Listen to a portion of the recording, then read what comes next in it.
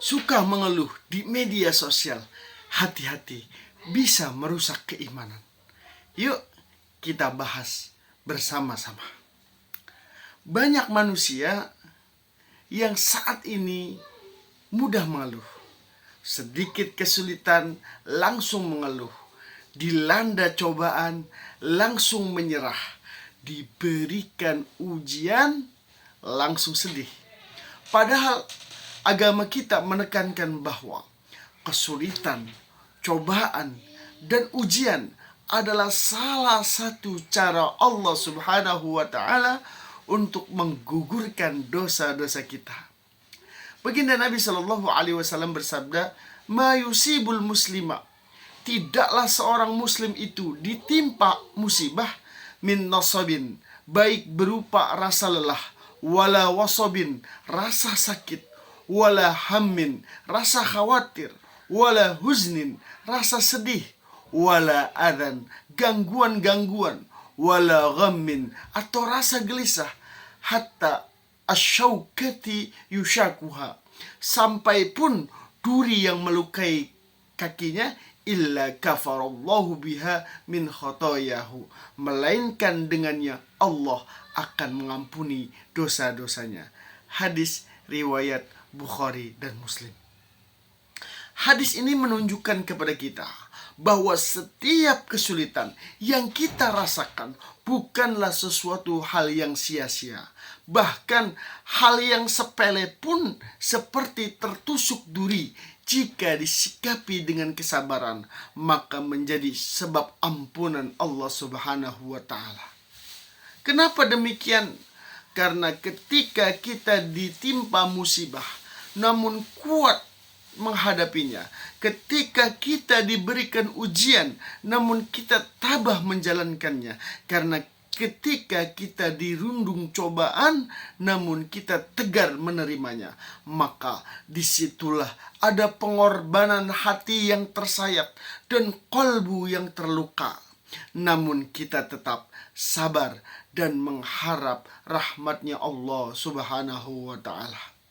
Baginda Nabi Shallallahu Alaihi Wasallam bersabda, "Ajaban li amril mu'mini," sungguh menakjubkan urusan-urusan atau perkara seorang mukmin. "Inna amrohu kullahu khairun," sesungguhnya semua urusan atau perkara orang mukmin itu baik. "Walaysa dzaka li ahadin illa li mu'mini," dan itu tidaklah ada kecuali ada di orang mukmin. "In asabathu syarra'u syakara fakana khairul lah," jika kesenangan mengenainya, dia bersyukur, maka syukur itu baik baginya. "Wa in asabathu dharra'u sabara fakana khairul lah," dan jika kesusahan mengenainya, dia bersabar, maka sabar itu baik baginya. Hadis riwayat Muslim.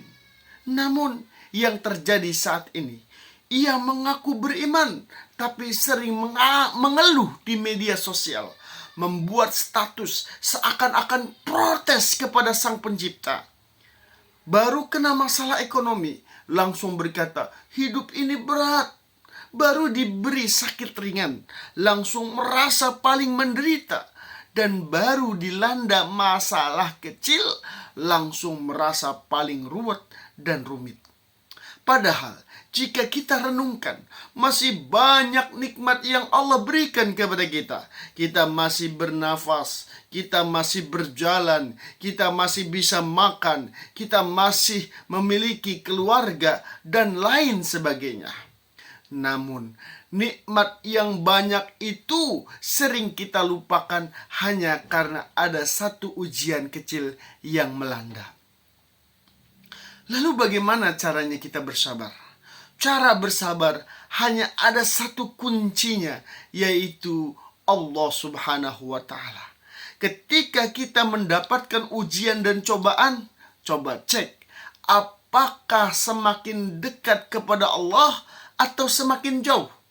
Jika kita semakin dekat kepada Allah ketika kita ditimpa ujian, maka sesungguhnya kita sedang bersabar. Tetapi jika semakin menjauh dari Allah, menabrak aturan dan larangan Allah, maka sesungguhnya kita sedang menjauhkan diri dari kesabaran. Karena orang yang sabar senantiasa dekat dengan Allah Subhanahu wa taala. Allah Subhanahu wa taala berfirman, "Ya ayyuhalladzina amanu ista'inu bis sabri was salah, innallaha ma'as sabirin." Wahai orang-orang yang beriman, mohonlah pertolongan kepada Allah dengan sabar dan salat. Sesungguhnya orang yang sabar itu senantiasa bersama Allah Subhanahu wa taala. Quran surat Al-Baqarah ayat 153. Jika sudah bersama Allah, dekat dengan Allah, maka kita akan mendapatkan pahala tanpa batas. Innama yuwaffas sabiruna ajrahum bighairi hisab. Sesungguhnya hanya orang-orang yang bersabarlah yang disempurnakan pahalanya tanpa batas. Al-Quran surat Az-Zumar ayat 10. Oleh karena itu, yuk berlaku sabar. Jangan pernah mengeluh, jangan pernah putus asa, dan jangan pernah menyerah. Ingat, Allah Subhanahu wa ta'ala begitu banyak rahmatnya yang meliputi langit dan bumi. Maka mendekatlah kepada Allah, akan bahagia menghampiri kita semuanya. Demikian yang bisa saya sampaikan, semoga bermanfaat. Wallahu a'lam.